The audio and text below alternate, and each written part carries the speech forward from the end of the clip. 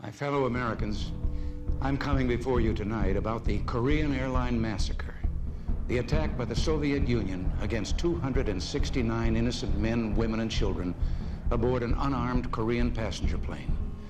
This crime against humanity must never be forgotten, here or throughout the world. It was an act of barbarism, born of a society which wantonly disregards individual rights and the value of human life and seeks constantly to expand and dominate other nations. But we shouldn't be surprised by such inhuman brutality. Memories come back of Czechoslovakia, Hungary, Poland, the gassing of villages in Afghanistan. We know it will be hard to make a nation that rules its own people through force to cease using force against the rest of the world. But we must try.